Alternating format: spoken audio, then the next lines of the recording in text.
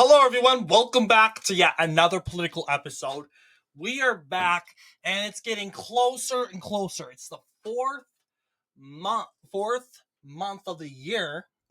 As we get closer and closer, we're going to continue to, as you know, kind of estimate who's going to be Donald Trump's running mate. We know that he's probably have to be a Trump ally, and that's why we came up so far as these top four to be the most likely. Now, these are most likely. That doesn't mean Trump has to choose between these top four.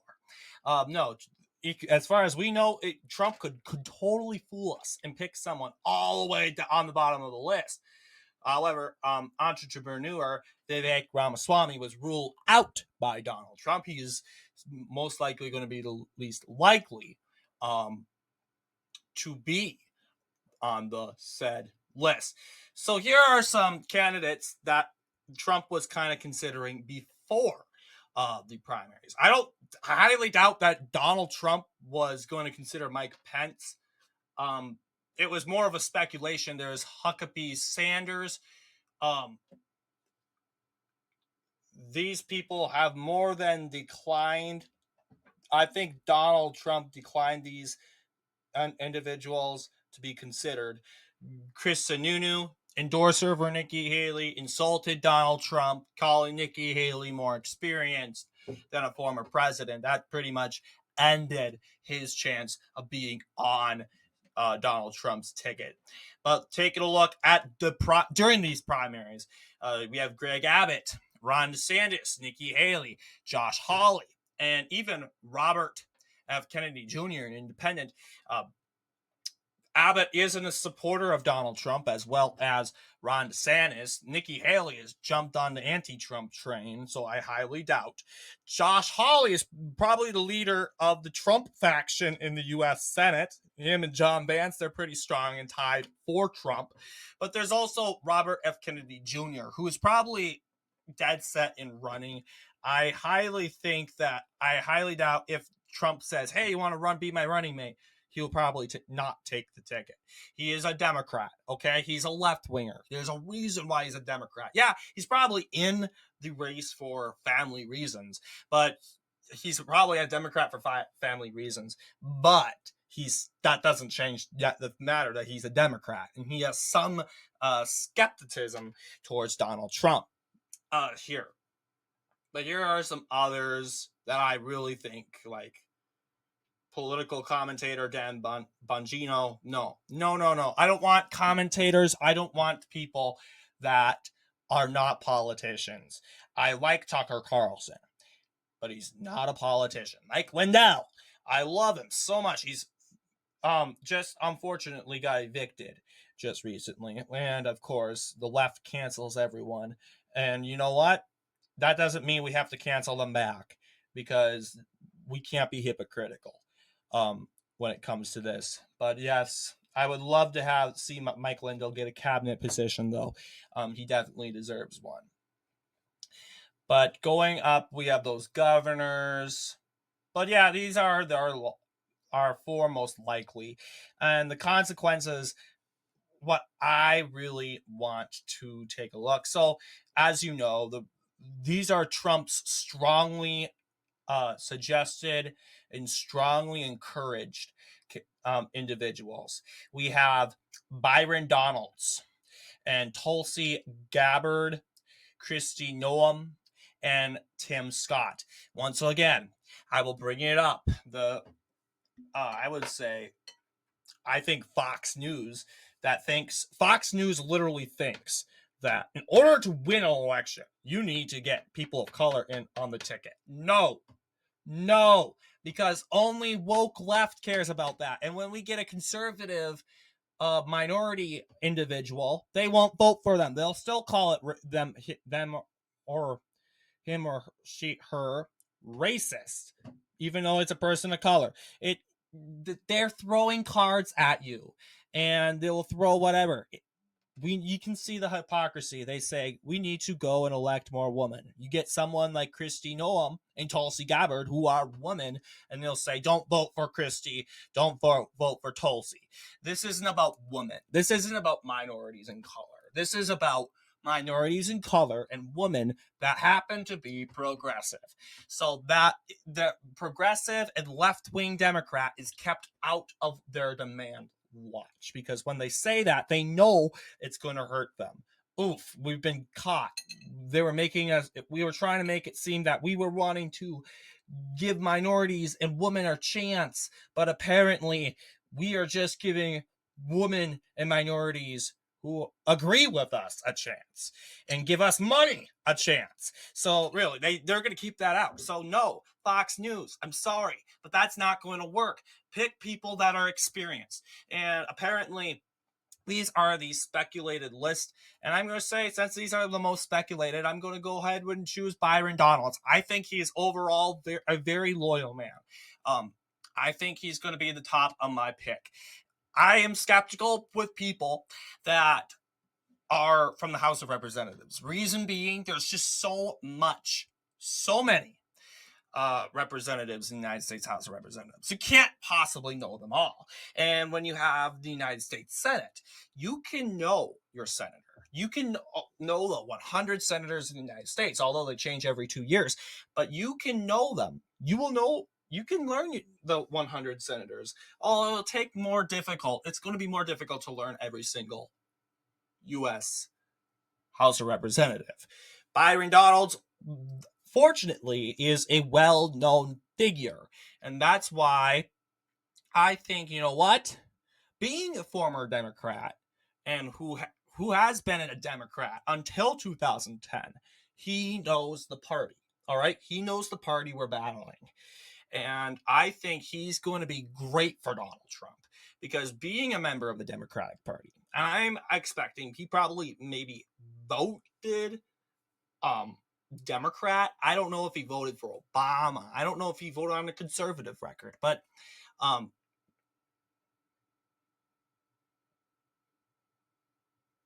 yeah, I really think Byron Donalds is going to be a very good consideration for Donald Trump. I'd be very excited to see a Trump Donalds campaign.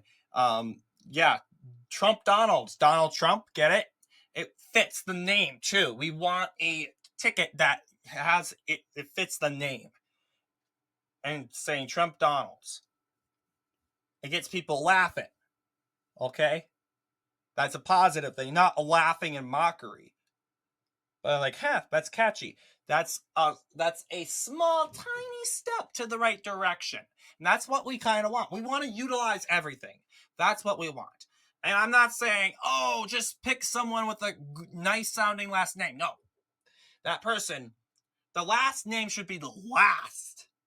Get it? Last name should be on the last. It's called last name for reason, guys. You choose someone, last name is the last resort. You say, okay, none of these persons good. Let's try the last thing we got, and may not be the best, but we're gonna try anything. Someone with a catchy name, and kind of utilize that to your advantage. So yes, yeah, both are from Florida. That is pretty unrealistic. Never has there ever been a campaign ticket, I don't think. Has there been? I don't know. I'm not going to spend the rest of my video looking that up, but not often, rarely for sure, have we choose someone that are from the same states. Very rarely. Very rare. Very, very, very rarely. Now, you could choose Tulsi Gabbard. And Tulsi, I don't know if she's going to I don't really know if she is going to really click on the Trump button. I mean, somewhat she ran against. She ran in 2020 to be the opponent of Donald Trump.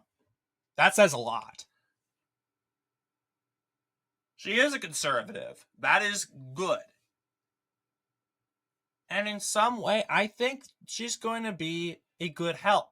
Maybe bringing some people from Maui, who Biden neglected for since 2023 fires, onto the Trump train. Hey, look, guys, I'm conservative. I'm a woman.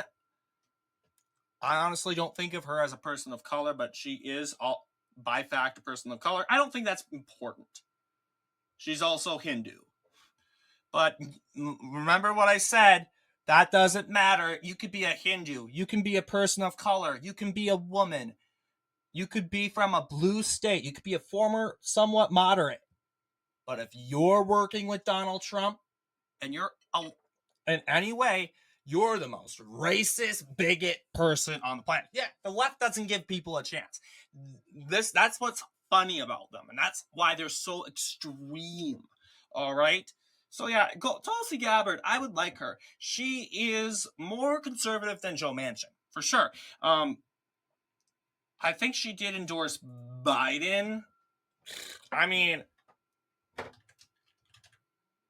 yeah, she did endorse Biden, unfortunately. But yeah, she's going to go with the party. But apparently, it didn't take her long to find out that Biden's a complete joke. I mean, Tulsi Gabbard grew up when Joe Biden was a hardcore right-wing conservative from Delaware, a Democrat, a dino Democrat. So she was probably thinking, oh, tough on crime, death penalty Joe. I like that. No. We got weak, woke Joe Biden, who feels like he has to compromise with everyone to make people, yeah. It's just hilarious. So yeah, I like Tulsi. Despite being, I think it's important we get someone who has knowledge of the Democratic Party to some point. Kind of say, hey, Trump, Democrats are planning this. Byron Donalds, Gabbard, former Democrat Party members. I think they have a chance. Kristi Noem, an ally and a strong, loyal ally of Donald Trump. I think she's possible. But I thought I saw something, like, I don't know. I saw a poll. I don't know. Didn't she have a low approval rating at some point? I mean, that must have been a bad poll because she swept South Dakota. But the thing is, she's from South Dakota. That state's going to go red. What is she going to add to the train? What's she going to add to the Trump train? I mean it. What is she going to do for Trump? It's a serious question. Yeah, she swept South Dakota, but the question is she going to pick up women everywhere? She is undeniably pro-life, yeah. But the thing is, pro-choice women hate pro-life women. They just disown them. You're not a woman. I mean, scientifically, you are a woman. You are biologically a woman, and you can't change that, believe it or not. I'm speaking to those who disagree here. But, yeah, I think Kristi Noem, she's probably in my last on the list, but I would not be opposed to having her on the chair. Yeah, she's a part of the Congressional Women's Caucus. Not going to help her, guys. Not going to help her. Yeah. Yes, they are saying picking a woman will help, as you know, encourage voters to forget the Roe v. Wade issue. It won't. It won't, because we see women that like Huckabee Sanders, and I love these women. They're great women leaders, great leaders in the GOP, but they're treated like dirt by the Democratic Party. Dirt and mud mixed combined, and they're torched for their positions in abortion. And I'm not saying, oh, we can't choose Huckabee Sanders. I would love to have Huckabee Sanders. I mostly agree with her positions. I would highly consider myself a stronger supporter of Huckabee Sanders. Probably my favorite female governor in the country. But I'm just saying, in argument, that's the abortion issue is not going to help. The abortion issue probably won't change. What we need is the Palestine issue to keep going, because that's what the woke left cares about more. Second place is abortion. There are going to be some women that say, you know what, I have to go vote for Joe because of abortion. Yes. But there are other people that are going to be like, I'm not voting for Joe because he's a white genocide killer. We want those people to stay home. We want those people to fulfill their promises. Tim Scott. Yeah. This is an interesting one, too. Yes, I would say Tim Scott would be my third pick. Tim Scott is, I would say, a compromiser. A Gingrich Republican, meaning that he loves everyone. He likes Nikki Haley. He likes Donald Trump. I mean, he came out and slammed Nikki Haley. Yeah, he's a criticizer in the end of the day, but in the end of the day, he comes back to base and says, we're all Republicans. We're all conservatives. We are all a part of the party. And I admire that of him. I consider myself a Gingrich Republican to a point. We need stronger conservatives. We need a unified party, and Tim Scott believes in that. And I'm hoping that he'll probably bring that. But the Republican, not the establishment, but Fox News wants Scott because he's a black man. No, I don't think Scott wants to accept a ticket because he's a black man. Are you serious? No, who cares? So, yeah, I see Scott. I would say Scott's good. South Carolina, though, it's conservative. I mean, somewhat. Yeah, it's sort of like Kansas, libertarian. But that state's going to Trump. South Carolina's going to Trump. South Dakota's going to Trump. Florida's going to Trump. And Hawaii is going for Biden. There's no swing states in these top picks. And I really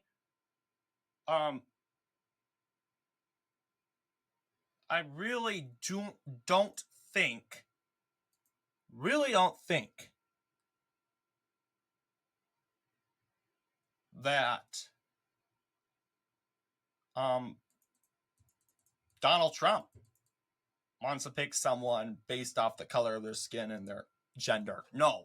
Pick someone by their character. You have the following 3. Ben Carson, Marco Rubio, Elise Stefanik. All people of color. We got Katie Britt. Well, not Elise Stefanik, but she's a woman. She stands in that category. But J.D. Vance, Doug Burgum, Katie Britt. But the thing is, I don't really like Doug Burgum. He kind of bores people. He bores me out. I know people love him. I like him. But I don't see him. I can see him being Trump's running mate, but I just don't feel attracted. He doesn't get everyone energized. I don't feel energized by him speaking, unfortunately. Not like Tim Scott and Byron Donalds. They have a loud voice. You need to have a loud voice, enthusiastic. Doug Burgum, yeah, I like him, but for me personally, I just have a hard time getting enthusiastic and excited with him. But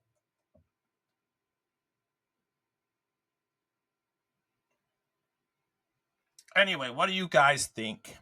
Let me know down in the comments below, and I'll see you all in the next political episode.